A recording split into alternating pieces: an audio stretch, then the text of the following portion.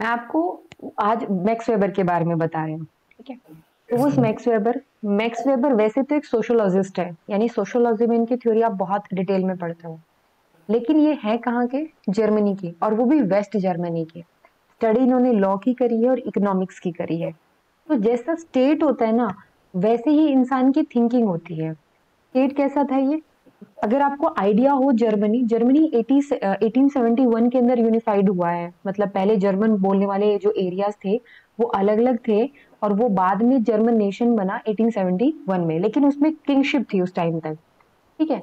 और वो किंगशिप चलती रहती है। फर्स्ट वर्ल्ड वॉर में फाइट करते हैं, और उसके बाद में उनके पॉलिटिकल लीडरशिप में चेंज आता है, देन सेकेंड वर्ल्ड वॉर होती है, और इस तरीके से चलती रहती है। तो वी कैन से कि जर्मनी है, फ्रांस है, ये कुछ ऐसे देश है जहाँ पे पॉलिटिकल रिवोल्यूशन बहुत ज्यादा हुए हैं, जहाँ के देशों ने देखा है कि जो लीडर चेंज होता है तो उनकी जो पूरी स्टेट है, पूरा जो एडमिनिस्ट्रेशन है वो चेंज हो रहा है। तो आप देख सकते हो कि जैसा एनवायरनमेंट उन्होंने ऑब्जर्व करा होगा वैसे ही उनकी थ्योरी भी बिल्ड हुई होगी, और वही चीज आपको यहाँ पर देखने को मिलती है। मैक्स वेबर 1864 में इनका जन्म होता है, 1920 तक ये रहते हैं।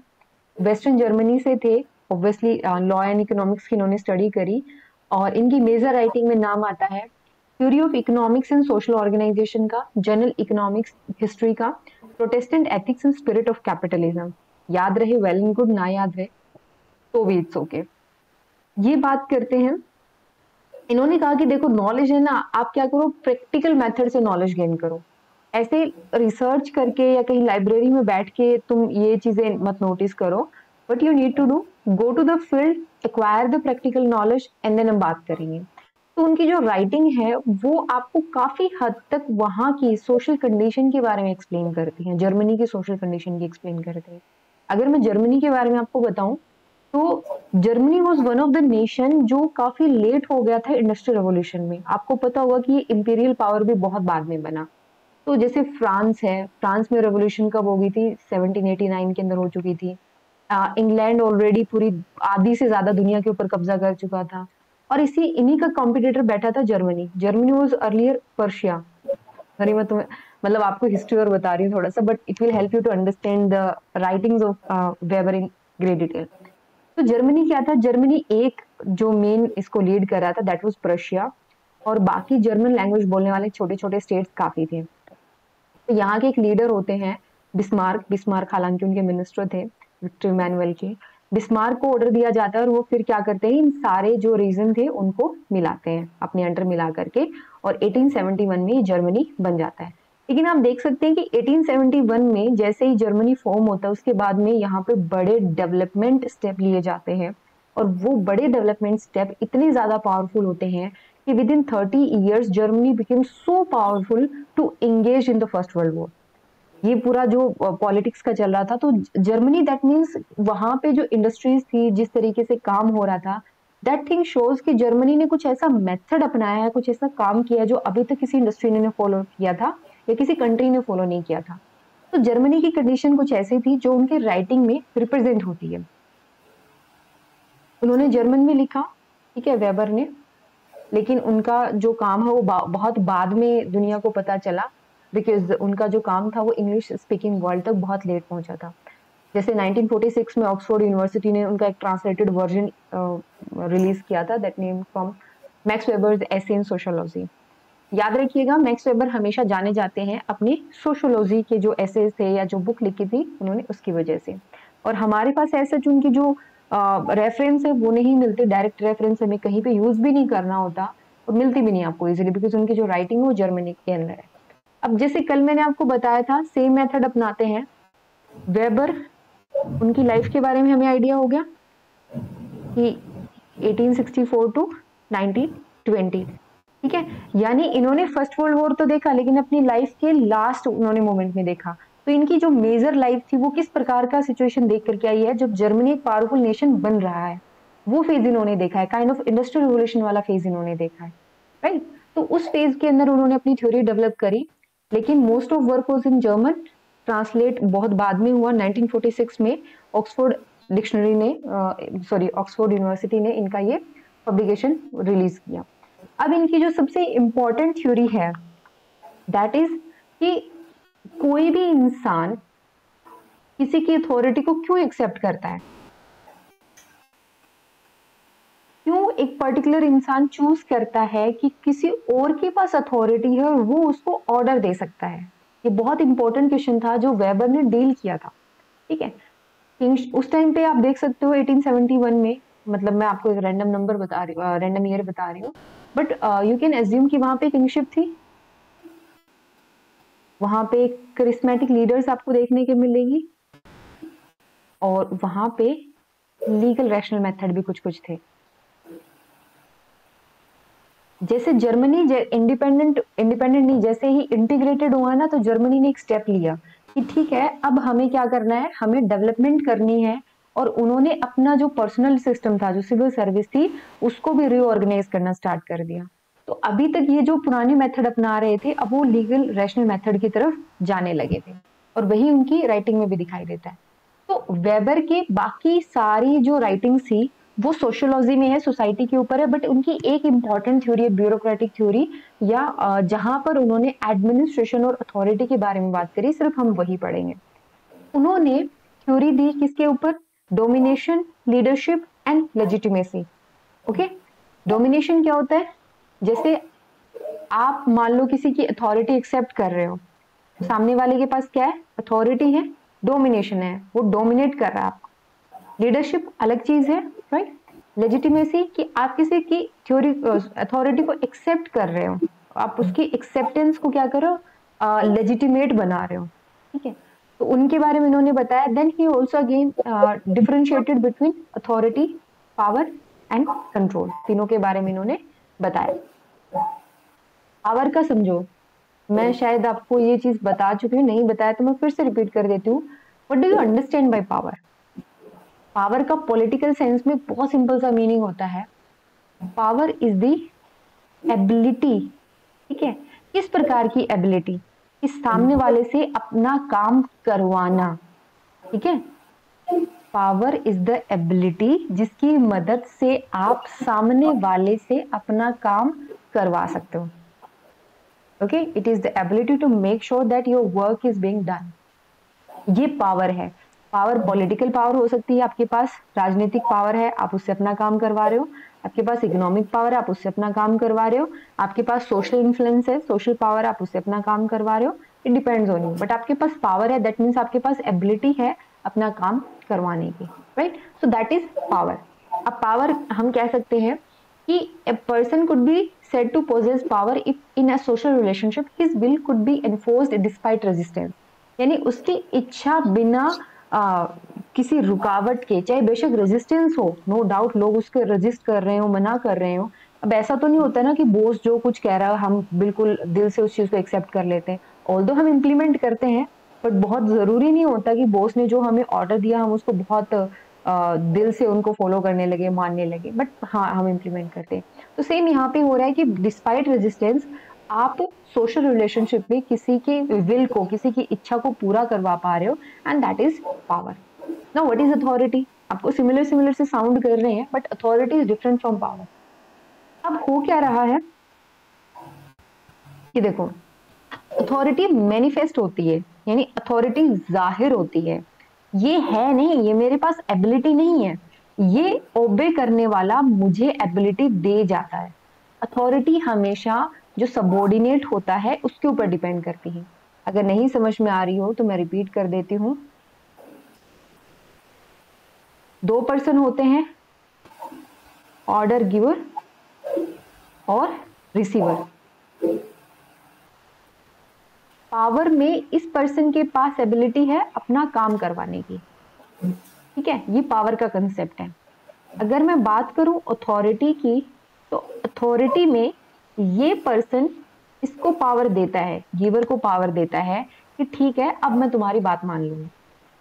ओके, ये फर्क होता है पावर में और अथॉरिटी में, और यही यहाँ पर कहा गया है कि अथॉरिटी मैनिफेस्ट होती है जब एक कमांड रिलीज की जाती है। कमांड से क्या हो रहा है? कमांड से ओबीडियंस आ रही है on the part of specific individual. यानी कि अथॉरिटी तब आती है जो एक पर्टिकुलर इंसान कमांड को फॉलो करता है, तब हम कहते हैं कि हाँ यहाँ पर अथॉरिटी स्टैब्लिश हो रही है। And authority is a state of reality, where a person is willingly complies with legitimate command or order. किसी पर्सन एक्स ने पर्सन वाई को कमांड दी, वाई ने फॉलो करी, तब हम कह सकते हैं कि एक्स की जो है अथॉरिटी यहाँ पे इस्टेब्लिश हो गई। पावर में कोई विलिंग ओबीडियंस नहीं होता, पावर में बस ओबीडियंस होता है, विलिंगनेस नहीं होती, जबकि अथॉरिटी में विलिंगनेस, रिसीवर की विलिंगनेस इंपॉर्टेंट कंपोनेंट होती है। तो इन्होंने अथॉरिटी के 5 कंपोनेंट बताए, ठीक है। जैसे ही हम बात करते हैं अथॉरिटी की, सबसे पहले तो इन्होंने बताए कि अथॉरिटी है क्या, राइट। अब आप अगर अपनी नोट्स बनाओ किस तरीके से प्रिपेयर कर सकते हो, जैसे हम यहाँ पे आते हैं, let me read it,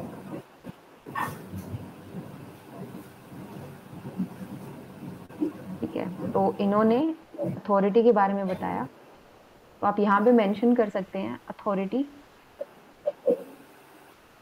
what is authority.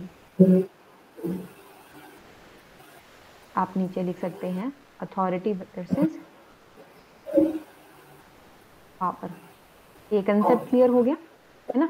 इसके बाद में आप लिखेंगे कंपोनेंट ऑफ अथॉरिटी। कितने कंपोनेंट हैं? इन्होंने 5 कंपोनेंट बताए, ठीक है। अथॉरिटी में आपको ध्यान रहेगा 2 चीजें होती हैं, एक तो रिसीव करने वाला और एक सेंड करने वाला। और अथॉरिटी तब स्टैब्लिश होती है जब रिसीव करने वाला चीजों को एक्सेप्ट कर लेता है, तो वही चीज यहाँ पर दी गई है। 5 कंपोनेंट है अथॉरिटी के। पहला वो इंडिविजुअल जो रूल कर रहा है, यानी कि सेंडर या गिवर, राइट। जो ऑर्डर दे रहा है वो क्या है, यहाँ पे आ जाता है। देन वो इंडिविजुअल जिनके ऊपर रूल हो रहा है, यानी कि receiver. Then will of the ruler to influence the conduct of the rule and expression of that will or command। देखो पहले पॉइंट में आ गया, जैसे मैं एग्जांपल लेके चल रही हूँ, राजा, किंग। सेकंड में आ गई उसकी प्रजा, ठीक है, यानी पीपल। थर्ड में किंग की इच्छा, विल ऑफ द रूलर, कि वो चाहता है कि वो यहाँ पर अपने लोगों के बिहेवियर को, कंडक्ट को इन्फ्लुएंस करे, और जिस तरीके से वो अपनी विल को, अपनी इच्छा को एक्सप्रेस करता है, वो चीज थर्ड कंपोनेंट बनती है अथॉरिटी की। देन फोर्थ आता है evidence of the influence of rules in terms of objective degree of command, यानी कि लोग कितना उनको फॉलो कर रहे हैं उसका एविडेंस होना चाहिए। किस तरीके से पता चलेगा आपको? आपको पता चलेगा कि लोग कितना ओबे कर रहे हैं, ठीक है, लोग कितना फॉलो कर रहे हैं। And fifth, direct and indirect evidence of that influence in terms of subjective acceptance with which the rules obey the command। subjective acceptance और objective acceptance में हल्का सा फर्क है।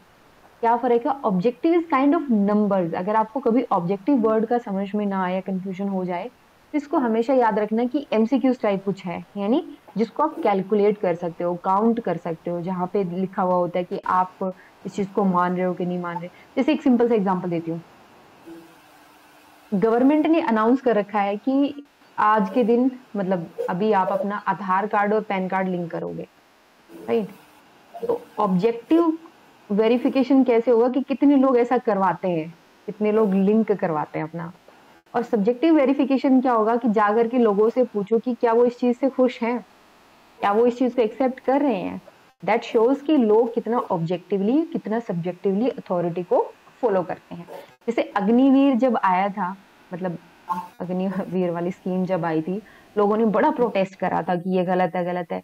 बट वो तो एक सब्जेक्टिव चीज थी ना। जब पता चला कि कितने लोगों ने फॉर्म अप्लाई करे, दैट शोज कि हाँ, लोगों ने कितना अच्छे से एक्सेप्ट करा इस चीज को। कैंडिडेट ने बहुत जबरदस्त रिस्पॉन्स दिया था इस स्कीम को। तो यही होता है कि एक जो रूलर है वो अपनी बात को किस तरीके से मनवा रहा है, वो चीजें यहाँ पर दी गई हैं, ठीक है। ये 5 कॉम्पोनेंट है। ये चीज बहुत इंपॉर्टेंट है, इस लाइन को याद रखना। ये मैं आपको बताऊंगी कहां पर दोबारा सेम लाइन आपको सुनने को मिलेगी। ठीक, an authority exist as long as it is accepted as legitimate by the rule. जब तक लोग मानते हैं कि हमारा राजा सही है, हम इसको अथॉरिटी देते हैं, तभी तक उसके पास अथॉरिटी है, फिर नहीं है। आपने देखा होगा कि तख्ता पलट हो जाता है, लोग अपना, मतलब अपनी जो सरकार है वो चेंज कर देते हैं, अपना राजा बदल देते हैं। तो दैट शोज कि जब तक जनता चाहती है तब तक आप राजा बने हुए हो। जिस दिन जनता मना कर देगी, आप नहीं हो। है ना। तो वेबर ने कंक्लूड करा कि all administration means domination. Now what is it? Domination. इसको मार्क कर लेना अगर आप पढ़ रहे हो कहीं पे। और ये सेम लाइन आपको सुनने को मिलेगी चेस्टर बर्नार्ड के टाइम पे। दूसरा आपको सुनने को मिलेगी साइमन के टाइम पे। ठीक है। चेस्टर बर्नार्ड इसको जोन ऑफ इंडिफरेंस कहते हैं। If I am not wrong then इसको जोन ऑफ इंडिफरेंस कहा जाता है। ठीक है। कुछ कुछ जोन ऑफ एक्सेप्टेंस कहा जाता है। ठीक है। Zone of acceptance and zone of indifference इन्होंने नाम दिया था। इस तरीके से दोनों ही हम कवर करेंगे, बट आपसे कंपैरिजन पूछा जाएगा कि चेस्टर बर्नार्ड ने अथॉरिटी के बारे में क्या कहा है और वेबर ने क्या कहा है, दोनों को कंपेयर करो। इस तरीके से क्वेश्चन आपका आया हुआ यूपीएससी में, और चांसेस है दोबारा भी आ जाए। तो ये तो बात हुई अथॉरिटी की, यानी कि सॉरी, एक ऑर्गेनाइजेशन है। ऑर्गेनाइजेशन में दो प्रकार के लोग होते हैं। एक तो वो जो रूल कर रहे हैं, और दूसरे वो जिनको हम पब्लिक कहते हैं। ठीक है। जिनको ऊपर रूल हो रहा है। तो इनके पास अथॉरिटी है, और अथॉरिटी क्यों है उसके उन्होंने 5 कंपोनेंट बता दिए। राइट। अब इस ऑर्गेनाइजेशन में अकॉर्डिंग टू वेबर 4 प्रकार के लोग होते हैं। यानी इन दोनों को आगे फर्दर डिवाइड करके 4 कैटेगरी में बांट दिया। कौन कौन सी 4 कैटेगरी में? पहला, वो लोग जो अकस्टम्ड है कमांड करने के लिए। ठीक है। वो लोग जो अकस्टम्ड है कमांड ओबे करने के लिए। जैसे आपने देखा होगा किंग के पर्सनल सर्वेंट होते हैं, उनको आदत होती है कमांड ओबे करने की। तो वो कैसे लोग होंगे? वो फर्स्ट कैटेगरी वाले हो गए। सेकंड कैटेगरी वाले वो लोग होते हैं जो पर्सनली इंटरेस्टेड होते हैं ये इंश्योर करने में कि डोमिनेशन बना रहे, राजा का राज चलता रहे, इसमें हमारा फायदा है। हो सकता है राजा को कोई सेवक हो सकता है उसका कोई ऑफिशियल हो जो ये चाहता है कि सिंस राजा यहाँ पे बैठा है तो मैं इस पोजीशन पे हूँ, और राजा की बात मानी जाए, ऐसा मुझे भी इंश्योर करना है। थर्ड चीज आती है जो डोमिनेशन में पार्टिसिपेट करते हैं, यानी कि जो रूल राजा ने बताया है उस रूल को लागू करने में लोग हेल्प करते हैं। ठीक है। और फोर्थ आता है those who hold themselves in readiness for the exercise of function, जो काम करने के लिए तैयार रहते हैं। चारों का मैं एग्जाम्पल के साथ बता देती हूँ आपको। फर्स्ट, जैसे सर्वेंट हो गया, जो उनको आदत होती है कमांड ओबे करने की। सेकंड, जो उनके ऐसे लोग जो चाहते हैं कमांड बनी रहे, उनके ऑफिशियल्स हो सकते हैं। थर्ड, जो लोग पार्टिसिपेट करते हैं डोमिनेशन में, जैसे किंग हो गया, हो सकता है किंग का बेटा हो, इस तरीके से। फोर्थ में आ जाता है जो काम करने के लिए रेडी है, यानी कि जैसे जो एग्जीक्यूटिव ऑर्गन होता है वो काम करने के लिए रेडी है। तो इस तरीके से इन्होंने 4 जो है टाइप बताए थे। यहाँ तक अगर किसी को कोई डाउट है तो वो पूछ सकता है, बिकॉज नेक्स्ट हम टाइप्स ऑफ अथॉरिटी के बारे में बात करने वाले हैं। मैं यहाँ पे बहुत डिटेल में नहीं बताने वाली, क्योंकि हम सिर्फ लीगल अथॉरिटी के बारे में डिस्कस करेंगे। आप आराम से पढ़ सकते हैं। ठीक है। कोई डाउट है तो बताइए।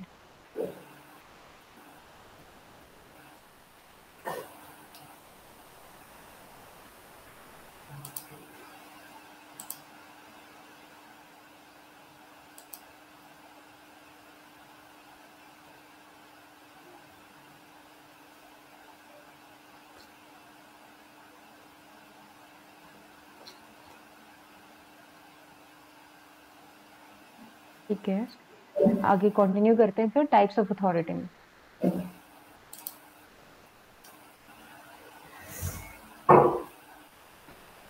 अथॉरिटी 3 प्रकार की होती है। कौन सी? Traditional, charismatic, legal, rational. Traditional का एग्जाम्पल कौन सा है? किंग। करिस्मेटिक का आप महात्मा गांधी का एग्जाम्पल ले सकते हो। ठीक है। आप जितने भी हमारे लीडर हुए हैं उनका एग्जाम्पल ले सकते हो। लीगल रैशनल का कौन सा आ जाता है? जो ब्यूरोक्रेसी है हमारी, that is example of legal authority. जैसे आज के दिन हम सुप्रीम कोर्ट को क्यों मानते हैं? क्या ये ट्रेडिशनल अथॉरिटी है? Legal rational. ये लीगल रैशनल है। ठीक है। ये ध्यान रखना होगा आपको। ट्रेडिशनल अथॉरिटी में पास्ट की वजह से आता है, क्योंकि पास्ट में ऐसा होता आ रहा था, तो अभी भी ऐसा होगा। तो जो रूलर हैं उनको मास्टर कहा जाएगा, और जो फॉलो कर रहे हैं उनको उनको फॉलोवर कहा जाएगा ट्रेडिशनल अथॉरिटी में। अब इस टाइप की अथॉरिटी में एडमिनिस्ट्रेशन बहुत इरेशनल सा हो जाता है। ठीक है, रीजन है इसका कुछ। मैं यहाँ पे सिर्फ किंग का लेके चल रही हूँ। आप कई बार ये देखते हो कि रिलीजियस अथॉरिटीज जो होती हैं वो भी ट्रेडिशनल अथॉरिटी का ही एक टाइप है, लोग फॉलो करते हैं उनको, राइट? तो वो भी क्या है, ट्रेडिशनल अथॉरिटी का एग्जाम्पल है। तो यहाँ पर क्या होता है, एडमिनिस्ट्रेशन करना बहुत डिफिकल्ट हो जाता है, काइंड ऑफ इरेशनल बन जाता है। रीजन बीइंग क्योंकि कोई फॉर्मल ट्रेनिंग वाला स्टाफ नहीं है। जब भी उनको लगा कि नहीं ऐसा होना चाहिए तो उन्होंने एक रेगुलेशन जारी कर दी एंड दैट्स इट। तो एक जो ऑफिशियल के लिए काम करना है वो मुश्किल हो जाएगा, और जो ऑफिशियल है वो सिर्फ एक हाउस होल्ड स्टाफ की तरह नजर आएगा। जैसे किंगशिप में भी आप देख सकते हो, उनके जितने भी लोग हैं जो काम कर रहे हैं काइंड ऑफ सर्वेंट ही होते हैं एक प्रकार से। तो वही चीज यहाँ पर नजर आती है, वो एक स्टाफ की तरह है। ठीक है, आप इसका एग्जाम्पल और ले सकते हो, जैसे वेस्ट का चर्च वाला मॉडल। क्योंकि चर्च वॉज लाइक कि बहुत ज्यादा डोमिनेटिंग था, और चर्च जो है वो राजा की पॉलिसीज को बहुत ज्यादा इन्फ्लुएंस करता था। तो इनके सारे एक्शंस लोग क्यों एक्सेप्ट करते हैं, क्यों लेजिटिमेसी मिलती है इनको? Because of the tradition and customs, कि करते आ रहे हैं तो अभी भी कर लेंगे, फॉलो कर रहे हैं तो कर रहे हैं। करिस्मेटिक अथॉरिटी में एक पर्सन की पर्सनालिटी बहुत मैटर करती है, individual personality. Have you heard the name of Bala Saheb Thackeray? Yes ma'am. Shiv Sena के फाउंडर जो हैं, है ना? Correct me if I am wrong. Yes ma'am. Okay. उनके बेटे उद्धव ठाकरे।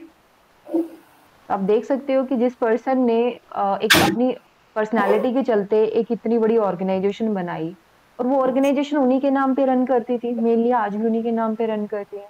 तो दैट शोज कि लोगों ने उनको क्यों फॉलो करा, because of his charisma, because of his personality people started to follow. और उनके आने वाली जनरेशन में वो चीज नहीं नजर आई। तो दैट शोज कि वो इंडिविजुअल ओरिएंटेड होती है। ठीक है, इंडिविजुअल ओरिएंटेड है वो यहाँ पे। आज के दिन नरेंद्र मोदी की पॉपुलैरिटी है, for which region? Mister Narendra Modi, हम सॉरी, हमारे पीएम है। तो वो किस प्रकार की अथॉरिटी है यहाँ पे? चेरिस्मेटिक। हम्म, राइट। क्योंकि उनकी पर्सनालिटी ही ऐसी है कि लोग उनको फॉलो करते हैं। महात्मा गांधी की भी इस तरीके से थी। ठीक है, इवन जितने भी लीडर हुए हैं हमारे, खास करके फ्रीडम फाइटर्स, तो उनकी इस तरीके से थी। सुभाष चंद्र बोस का आप एग्जाम्पल ले सकते हो।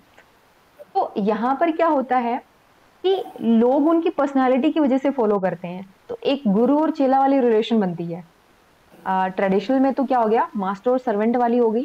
करिस्मेटिक में गुरु और चेला वाली रिलेशन बनती है, डिसाइपल्स बनते हैं वो। ठीक है? और वो जैसा लीडर चाहेगा वैसा काम करेगा। उनको लगता है कि नहीं, इस पर्सन को यहाँ पे जाना चाहिए, उसको वहां जाना चाहिए, तो उस तरीके से काम होगा। Then comes legal authority.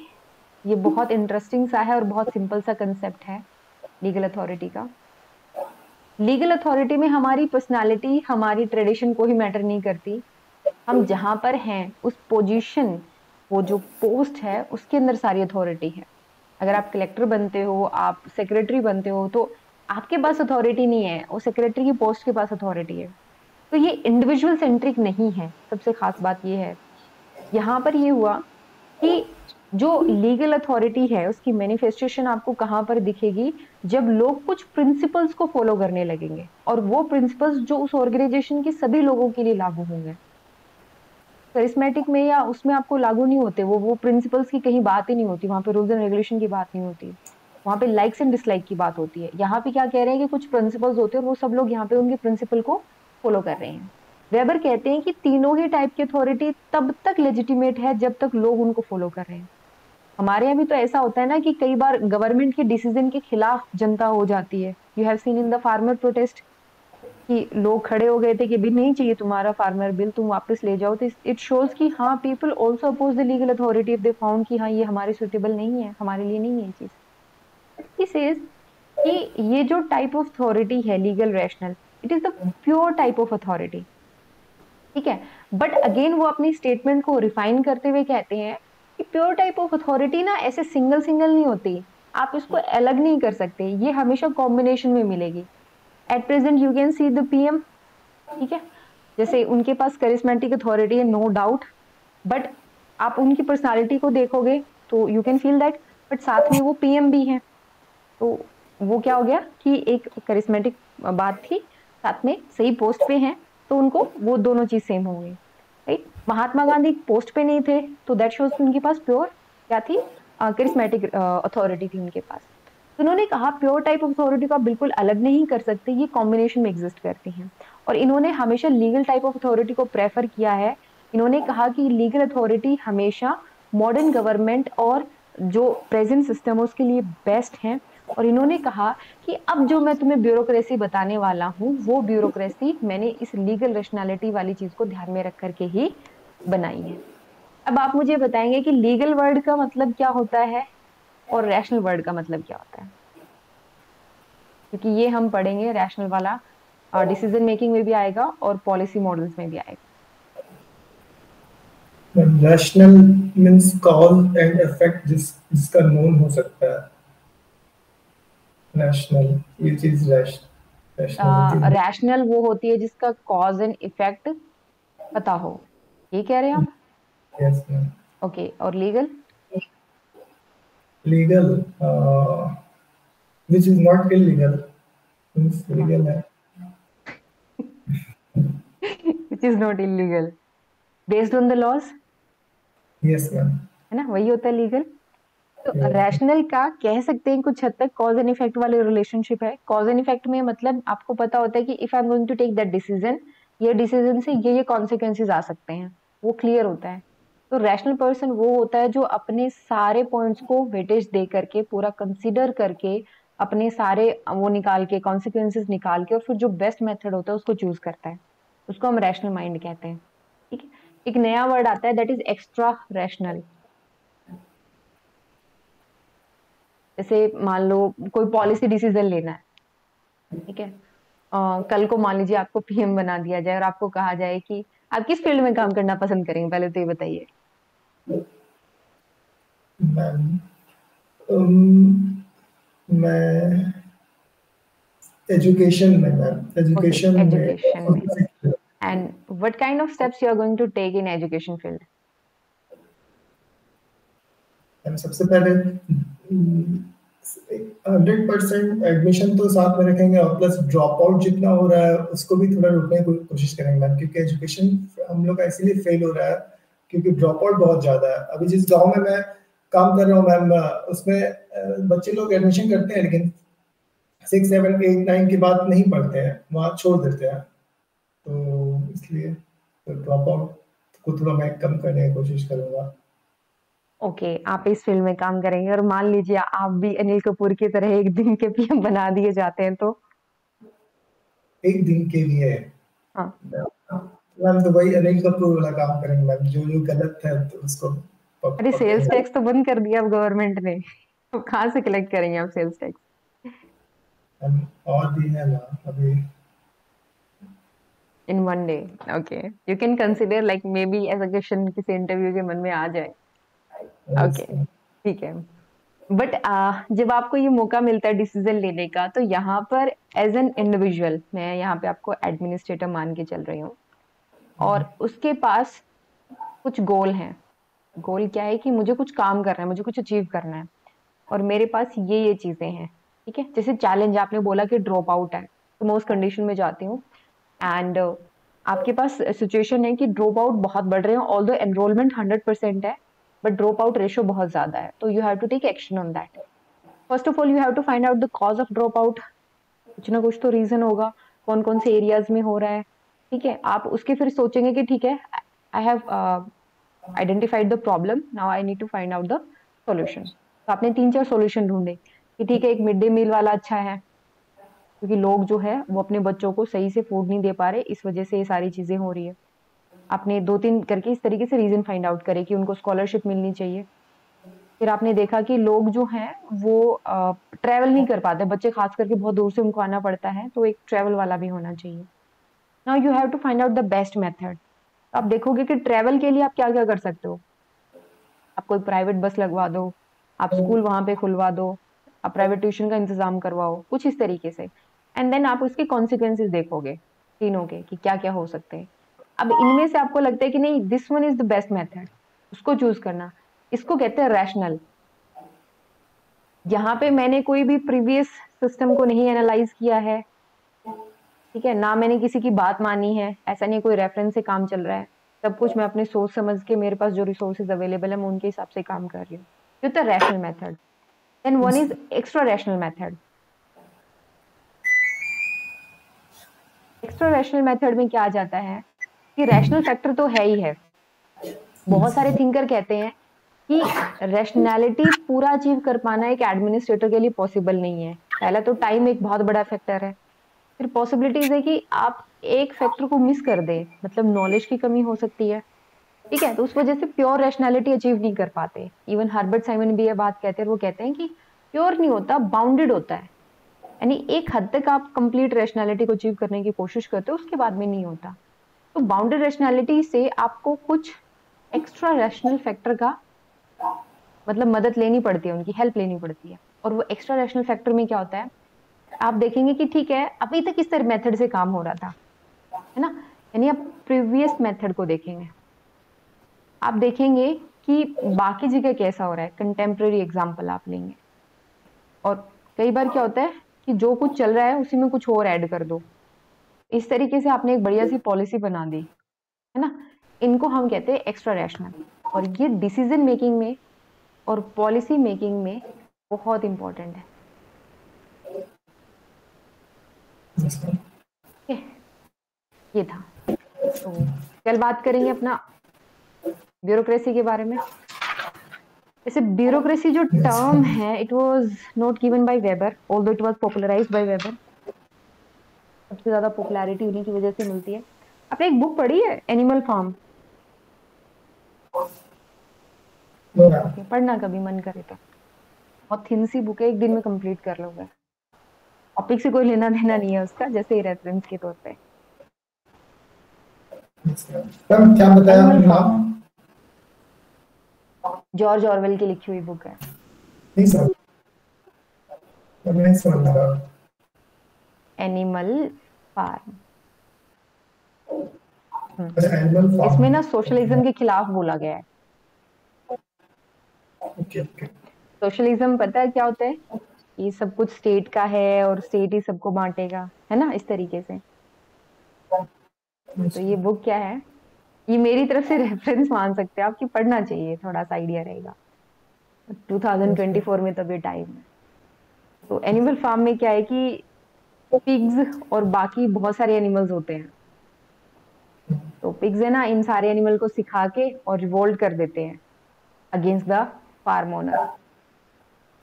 वो कहते हैं कि जो कोई भी दो पैरों पे चल रहा है वो हमारे लिए खतरनाक है, और ऐसा कह के वो भड़का के एनिमल्स को अपना पूरा भड़का के और रिवोल्ट कर देते हैं। And then they start to rule, pigs rule करने लगते हैं। बट धीरे धीरे पिग्स अपने बिहेवियर में फार्म ओनर का जो मेथड था वही अपनाने लगते हैं, और अल्टीमेटली ये फार्म ओनर की तरह जो है वो दो पैरों पे चलने लगते हैं। तो दैट शोज कि जिस चीज के अगेंस्ट आपने स्टार्ट करा था, आपने वही प्रीच करना स्टार्ट कर दिया। आप में से कोई पॉलिटिकल पार्टी से बिलोंग करता है, लाइक किसी पॉलिटिकल पार्टी की ओरिएंटेशन हो आपकी? No ma'am. ओके, आपने अरविंद केजरीवाल का नाम सुना है? Yes ma'am. दिल्ली के सीएम है। उनकी जो पार्टी बनी थी ना, आ, वो बनी थी against the Congress and against the corruption. But what he did something Animal Farm में जो हुआ। Yes ma'am, yes ma'am. Okay, यही है। अभी उनका आज मैं स्पीच देख रही थी तब मेरे को ध्यान में आ गया। Yes ma'am. अच्छा, कुछ क्वेश्चंस देने हैं मैंने आपको, just give me 1 minute. Simple सा, पहले तो ये अटेम्प्ट कर लीजिए उनकी अथॉरिटी की थ्योरी के बारे में, क्या थी उनकी थ्योरी ऑफ अथॉरिटी। सिंपल भी है और इजी भी रहेगा आपके लिए।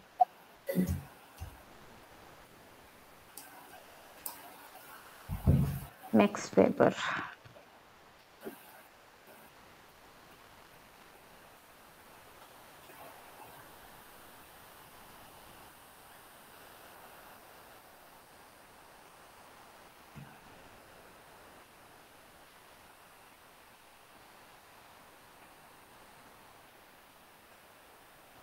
Ma'am, you are not audible. I am not speaking anything. Okay, okay.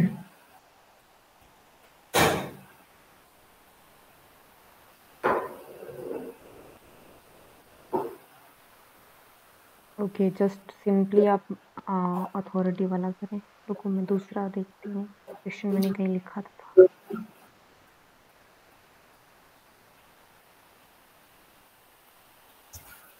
आप न्यूज़ वगैरह फॉलो कर रहे हैं आजकल? Yes ma'am. क्या कुछ चल रहा है न्यूज़ में?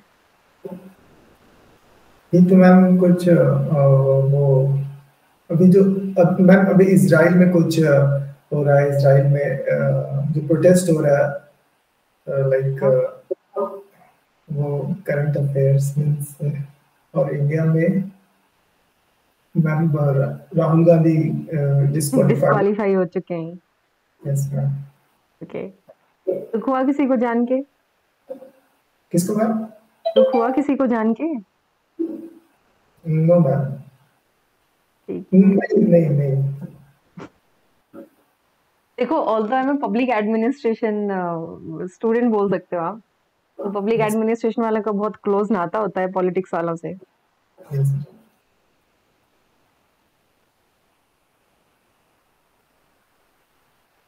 ओके, क्वेश्चन लिखिए आप।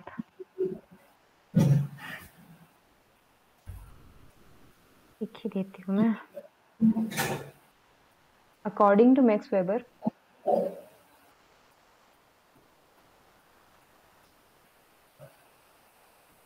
Legal rational authority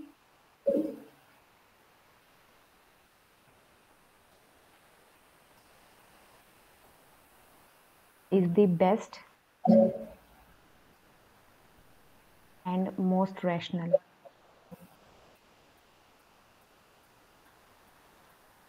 authority. Discuss. यहाँ पे सबसे पहले आप बताएंगे लीगल रैशनल अथॉरिटी के बारे में उन्होंने क्या कहा था, देन इसकी कैरेक्टरिस्टिक बताएंगे, है ना? इस तरीके से चलेगा। Yes ma'am. सेकेंड आपके लिए खुद से you have to find out Karl Marx on bureaucracy, like what he was saying on bureaucracy. ठीक है जी, आज के लिए बस इतना ही। अपनी तरफ से कोई doubt? Ma'am Karl Marx on bureaucracy discuss. Simply you just know कि बट कार्ल मार्क्स ने कहा क्या था, काइंड ऑफ ऐसे टाइप। Okay ma'am. ये हेल्प करेगा आपको चीजों को एनरिच करने में। जैसे कार्ल मार्क्स है ना, ऑल्दो ऐसे डायरेक्टली मेंशन नहीं है, सोशियोलॉजी में आते हैं कार्ल मार्क्स भी और वेबर भी, बट इनमें भी आते हैं, पॉलिटिकल साइंस में भी आप पढ़ते हो इनके बारे में। पब में इनका डायरेक्ट नहीं है, इनडायरेक्ट आता है कार्ल मार्क्स का, बट इम्पोर्टेंट बहुत है।